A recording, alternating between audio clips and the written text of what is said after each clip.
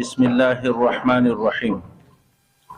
الزاني لا ينكح إلا زانية أو مشركة والزانية لا ينكحها إلا زان أو مشرك. محاسنين واستاذان ورونو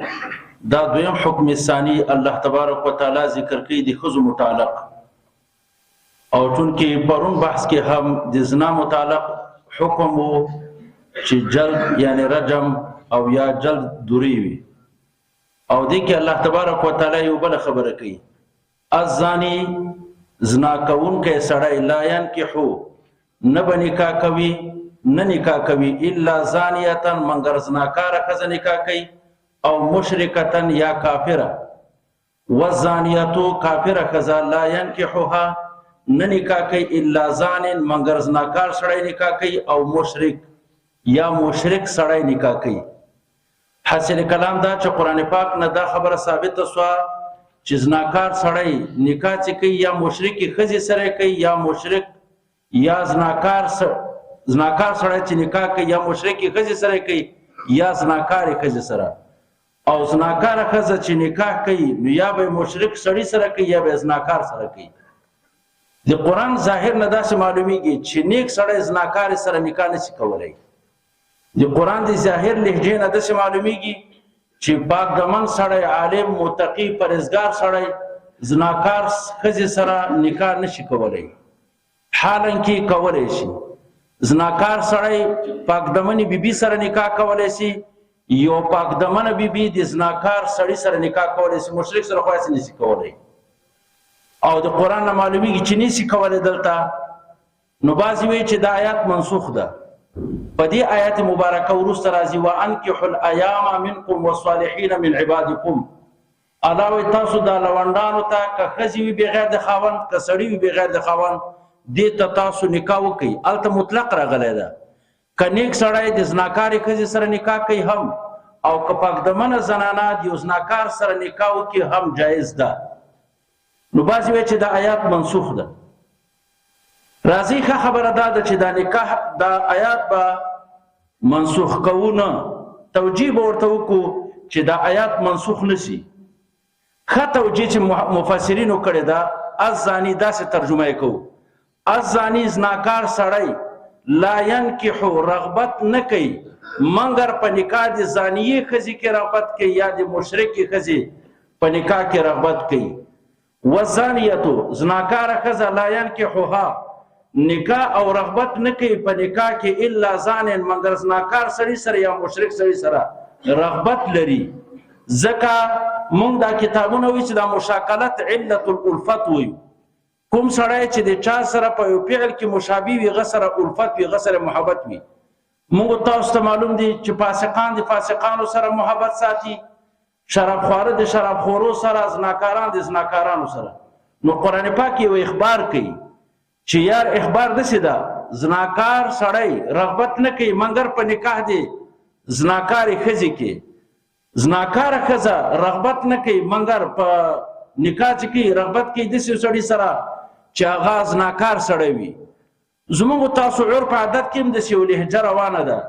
ویاره مولا ته خزه مو ورکوه ځکه ها چې بیا دا کور کې ساتي او بیا اخوا دی خو چکر ته نه پریدي د سیو هغه مسله خو روانه ده. نو ګوره دغه دلیل د په دې خبره باندې چې دا مشاکلت فی الفعل دا دلیل د الفت ده چې سره په چار سره په فعل کې مشابه وغه کې الفت او محبت پیدا کیږي. خو په نفسه نکاح ناکار سره د پاک دمن سره کوي سي او الحمدلله افغاني د معاشره ده یو سړی زنا کوي خو زناکار سره نکاح نه کوي ځان دې پاره سیاله نه غړي. الحمدلله یو سړی خپل زنا کوي خو چې بیا مور پلار او تم دغه زناکار کوي بیا نه کوي. موږ الحمدلله داسې یو افغانانو کې داسې یو حیثیت خدای پاک پیدا کړی ده چې زنا به کوي خو زناکار سره نکاح نه کوي. نو بیا په دغه ترجمه باندې چې موږ دا ترجمه وکړه بیا د آیات منسوخ نه ده. یا داسې وکړي الزانی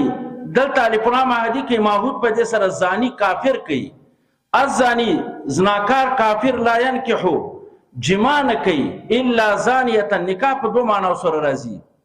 نکاح په عقد معنا سره هم راغلي دا او دی وتی په معنا او د جما په معنا هم راغلي. نو بیا داسې ترجمه تاسو کولی شئ الزاني زناکار کافر لا ينکح وتې او جما نه کوي مګر الا زانیة مګر زناکارې ښځې سره او مشرکې ښځې سره وزانیة زناکاره ښځه کافره لا ينکحها جما نه کوي الا زان مګر زناکار سړي سره او مشرک سره. دا چې ترجمه ما وکړه شان نزول په خپل باندې ډیر اسانه سو. دې شان نزول داسې و ابا مرصد غنوي رحمه رضی الله تعالی یو صحابي ده رسول الله دې لپاره مقرر کړو چې د مکی مکرمه نه ضعیف مسلمانان په پټه طریقې باندې هجرت ته راولي او مدینه منوره ته. دا ابا مرصد غنوي رحمه الله رضی الله تعالی عنہ دا مکی مکرمه ته مخکې انډیوالي و د کفر په دور کې د جاهلیت په دور کې یو زنانه سره انډیوالي و. هغه مطالبه د زنا ته نه وکړله. د ورته ویل چې هغه موت منځ کې حائل او پرده چې راغله د اسلام راغله مخکې چې دا کارونه موږ زنا وکولې موږ مسلمانان نه اوس مسلمانان یو مسلمانانو باندې زنا حرام. هغه ته ډیره غوسه ورغله په دې باندې چې زه خپل اقارب را غواړم او دته وای خلق اقارب ته چې ما سره مطالبه را نه د زنا کې. خدا ابا مرصد غنوي رضی الله تعالی عنہ زیات وه. اگر هغه رسول الله صلی الله علیه وسلم ته مدینه کې ورتویل یا رسول الله زه چلار سم دا خزي می تنګي د اسناکاري خزي زه څه وکم کته خو خزه به نکاح ور سره وکم. نو دغه آیات او هغه دویم آیات په دویم اسپاره کې د لا تنکحوا المشرکات حتى يؤمننا هغه آیات او دغه آیات نازل سو چې مشرکات سره به نکاح نه کوي. علام ویل زناکار کافر لا ينكح الا زانیه مشرکه یعنی ته به نکاح نه ور سره کوي ځکه دا مشرکه ده مشرکات سره زنا نکاح نه کی. چونکه موجوده دور کې قران پاک دا ثابت کړی چې اهلی کتاب سره نکاح کیږي. دا کوم چې کتاب عیسایان دي او یا يهود کتاب لري عیسایان لري خو موجوده دور کې دیو خلکو سره هم نکاح نه ده جایز. وجه دا ده چې دا مشرکان دي. اوس هغه اهلی کتاب چې کوم اهلی کتاب وي غسر بالکل نکاح جایز ده مسبوحه هم جایز ده. خدا خلق په کتاب باندې پاتې نه دي. دوی عقاید کې شرک نه اخوا دهریت ته او بل موږ تاسو د زنانو نکاح او سره زکه ناجایز ده چې وګوي د مون کتاب ته سره اعتقاد لري نه چې دا حقانی کتاب ده. حالانکه د دوی کتاب مون په عقیده کې دا چې دا حقانی کتاب ده لیکن عمل په منسوخ ده. دوی مون د کتاب لپاره نه د اعتقاد حقانیت لري نه ور باندې عمل کوي. دوی په عقیده د اهل کتاب نه دی پاتې. لہذا دا اوس مشرکان یا دهریان دي او مشرکان او دهریان سره نکاح نه ده جایز. ذبح هم په موجوده دور کې د دیو نه ده جایز او نکاح هم ور سره جایز نه ده. او قران پاک کوئی چې اهل کتاب سره نکاح جایز ده. منګم وایو چې نکاح اهل کتاب سره جایز ده خو شرط ده چې اهل کتاب په خپل کتاب باندې پاتې شي. وحرم ذلك یو ترجمه دلته کوم حرام کړل شوی د ذالک دا زنا علی المؤمنین په مؤمنانو باندې زنا الله تبارک وتعالى حرام کړی ده. دلته لکه چون بحث ته د خو ضرورت نشته ده بس کا خبره ده وحرم حرام کړل شوی د ذالک دا زنا علی المؤمنین په مؤمنانو باندې. تاسو ذهنونه کې بدارسي چې زنا خو مطلقاً حرام ده کافر تم حرام ده مسلمان تم تخصیص ولې وکړ. ګوره کافران په اصول مکلف دي په ایمان په فروعات نه دي مکلف په عبادت نه دي مکلف. عبادت باندې الته مکلف کیږي چې دی او ایمان راوړي غنه بعد بیا ورته تقیم صلات مو منظم کوا او دسم کوا زکات او روزي دا ټول نيسه. زتمره بحث په دې کې بس ده. والذین يرمون المحصنات دا یو بل حکم ذکر کوي. دا حکم الله تبارک وتعالى ذکر کوي کنه چې د خزي عزت او احترام الله سره انتهایی زیات ده. ګوره خدای پاک سره د خزو څومره احترام ده. په موجوده دور کې خلق وایي دا حقوق نه ادا کوي. امام په خدای قسم چې کله سره قران لهجه ته ورسي کنه چې په دې ټول مخلوقاتو کې په انسانانو کې چې خدای عزت کوم خزه ته ور کړی ده هغه سړی ته نه ور کړی ښا دومره خزه ته عزت الله ور کړی ده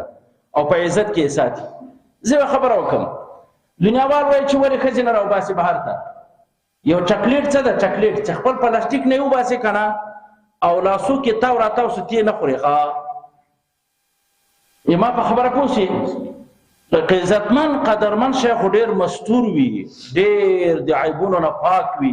بیا خلک په رغبت ورکې کوي. یو ورځ چې د معاشري حصه وګرځول په آزاده فضا کې بیا دې سره څوک نه کوي. دا خپله د انسانیت هلاکت ته چې زنانه د خپل روح کړه په داسې آزاده فضا کې لکه غربیان ګرځي. دا د انسان دپاره یو عجیبه هلاکت ده او ښځې دپاره وقار عظمت په پرده. تاسې دلته وګورئ قرآن څه وایي. قرآن داسې وایي وایي که یو سړی یو پاکدمنې مسلمانې ښځې ته داسې وایي چې ته زناکاره یې، وایي دغه متعلق شریعت اوس څه وایي؟ شریعت دا وایي چې دا سړی به راونیسي قاضي چې تا دا پاکدمنې مسلمانې ښځې ته ویلې زناکاره، فقط ټکی دې ورته وکړه چې ته زناکاره یې په ساده الفاظو کې چې تاسو ښه به پوه کړم. قاضي به دا سړی راونیسي چې هر څوک یې ته به لاړ سې، تا دې پاکدمنې بیبي ته د زنا نسبت کړی ده. اول به 4 کسان ګواهان راولي اجتماعي چې 4 نه 4 ګواهي وکړي چې موږ داسې لیدلې دي دا ښځه په زنا باندې کلمیل فلم کحلا لکه سلایي پر انجلومه کې. بیا دې تا خبره صحیح ده، زما په خبره ټول پوهېږي انشاءالله. قاضي به اول مکلفیت د قاضي دا ده چې دا سړی راونیسي. ولې یو عزتمنې پاکدمنې ښځې ته دې ولې نسبت دې زنا وکړو؟ دا خو الله سره ډېره قدرمنه ده. دا ښځه مسلمانه ده او حیا نه ډکه ښځه ده، د پردې نه ډکه وه، زنا نسبت یې ولې ورته وکړو؟ که 4 کسان ګواهان یې راوستل خو هغه تاسو ته حکم معلوم ده، ځه ښځه به په رجم سي که شادي شده وي او که نه پرونی حکم دا 100 دوری به ووهل سي. خو که رایه نه وستل ګواهان، دا سړی ته قرآن داسې 2 ټکي کړي دي وی چې تا یو پاکدمنې مسلمانې ښځې ته ویلې زناکارې،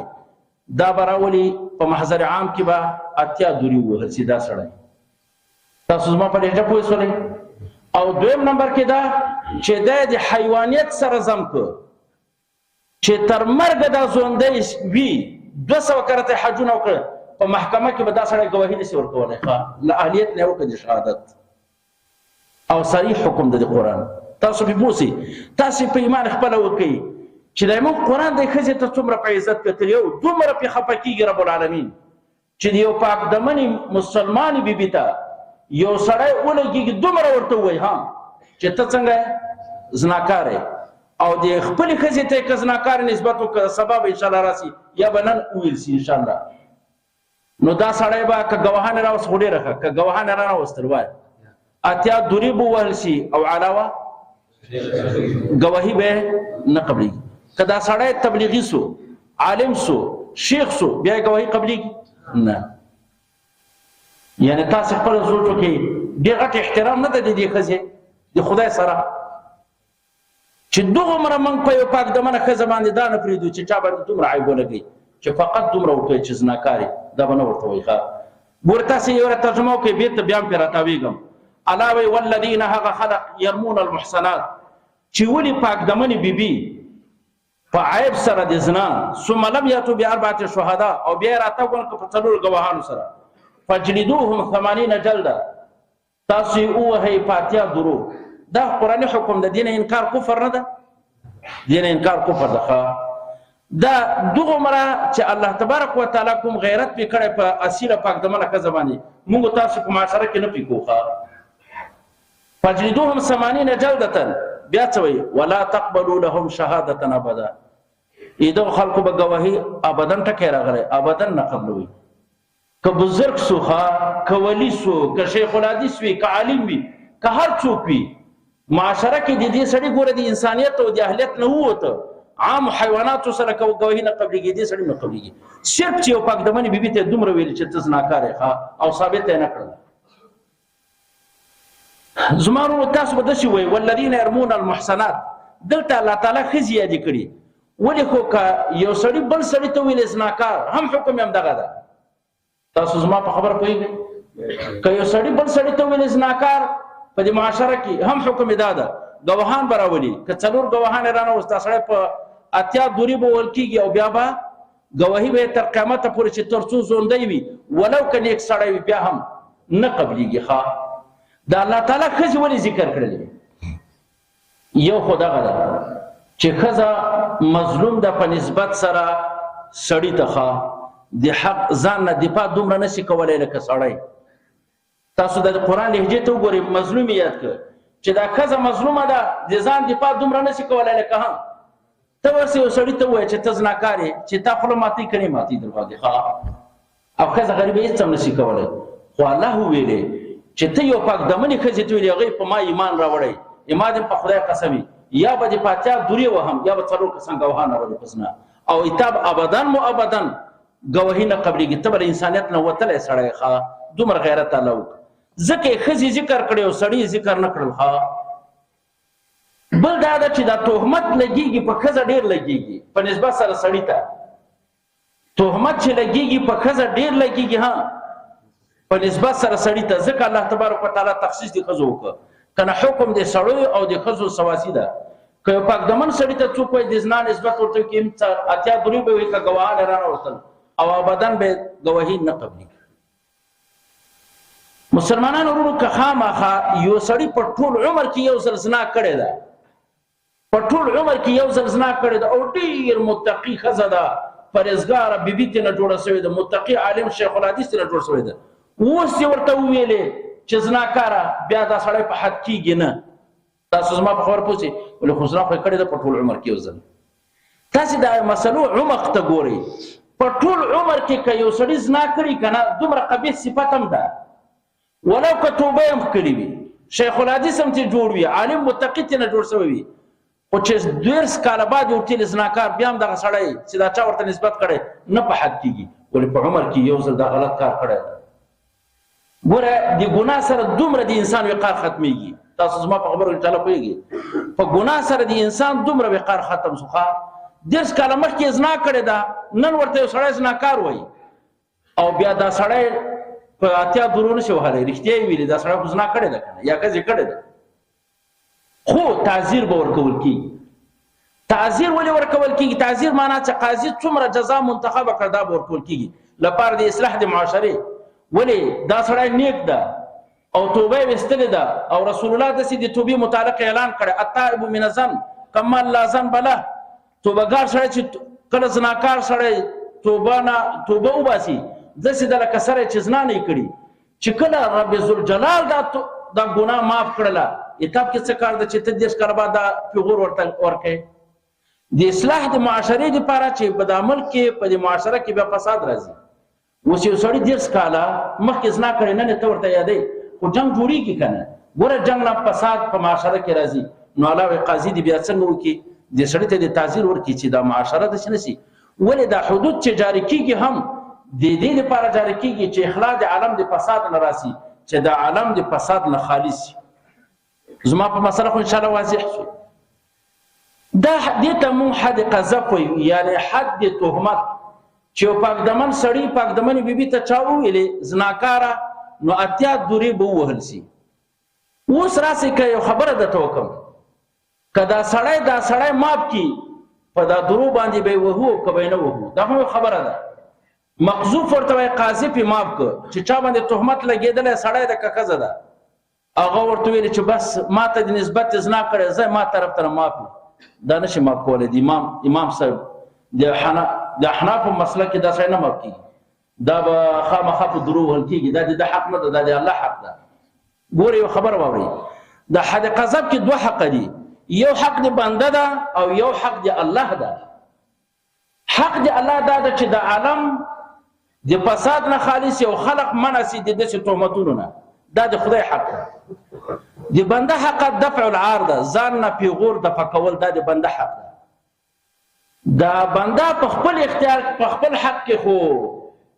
اختیار لري چې څوک معاف کړي خو د خدای په حق کې نه لري خدای پاک به الله به هغه حکم کوي چې الله نافذ کړی دغه ده چې دا سړی به فاتحه درو ووهل سي ولې په دې کې حق د الله غالب ده په حق د بنده باندې که ده ته معاف کړلی هم وایه ته نسې معاف کېدلی قاضي به دې وهي ښه ځکه چې بیا عالم فساد نه خالي کېږي هر سړی به راځي بل ته به د تهمت د زنا کوي یا به یې معاف کوي دا خو مشکلات پیدا کوي ښه لسم سړی به دې معاف کړي 11 سړی دې بیا نه معاف کوي هغه فساد ګوړئ نو بیا دې قاضي صاحب ووهي که ده معاف هم کړلی ښه دې کې بنده حق مغلوب ده د الله حق غالب ده بله پیدا بیا دا راووتله که دا مقذوف مطالبه ونه کړله قاضي کې عریضه محکمه کې عریضه ونه کړله چې فلانی ماته فلان ابن فلان ماته د زنا نسبت کړی ده بیا حد نشي پې جاري کولی ولې خو ده مطالبه نه ده کړې بنده به مطالبه کوي غربات به قاضي بیا حکم نافظ کوي که مطالبه یې نه کړې او خبره خلاصه شوله بیا هم حد نه پې جاري کېږي یو بله مسله چې د خدای په حق پکې غالب ده سړی مړ سو مقدمه یې جاري وله حد نه پې نافظ شوی اوس یې ورثه حد نشي پې نافظ کولی مقدمه جاری و حد نو پی نافذ بس اوس ورثه بیا حد ځکه دا الله حق پکې غالب ده بنده حق مغلوب ده په میراث کې چاته دا نه پاتې کېږي چې هغه یو میراثخور راسي چې ولا ما پلار ته د نسبت زنا کړی زه به خامخا تا فاتحه درو وهم دا نشي کولی په مسله واضح شولې غلامان موږ تاسو په معاشره کې نشته ده یو غلام یو مسلمان غلام ده تا ورته وویلې چې وزناکاره ولو که دا سړی یو لوی عالم متقي پرهیزګار سړی ده که ګواهان یې رانه وسته ورباندې دغه سړی به په غلام باندې هم محکمې کې په 40 دورې وهل کېږي نیم حد په هغه جاري کېږي ولې دې په مسلمانه معاشره کې د غلام دومره حق ده د اسلام د وجې نه ولې ته ورته نسبت عیب کوې الله دا سړی بوځي 40 دورې ووهي هم که ګواهان یې راوسته بېله خبره ده که ګواهان الله په غلامانو دومره غیرت کوي او چې اصل سړی ته وایي هغه خو ډېر عزت او وقار ده هغه خو به خامخا په درو باندې وهل کېږي نو الله وایي والذین یرمون المحصنات کوم خلق چې اوښتل ولي هغه پاک دمنې بیبي دغه محسناتو کې هغه چې ذات الازواج وي یعنی مقصد دا د پاک دمنه ښځه وي خو مسلمانه وي خو که کافر ته چا وویلې چې زناکارې حد نه پې جاري کېږي د محسنات ښځې به بالغ وي بالغ سړي ته چا وویلې چې زناکارې حد پې جاري کېږي په دې قاذف لیکن که ماشوم ته ویلې نه پې جاري کېږي صحیح عقلمند ده که لیوني ته چا وویلې بیا هم حد نه پې جاري کېږي مسلمان به وي عاقل به وي او بالغ به وي اصیل به وي اتیا دورې پې جاري کېږي که دا نه وي بیا اتیا دورې ورباندې نشي جاري کولی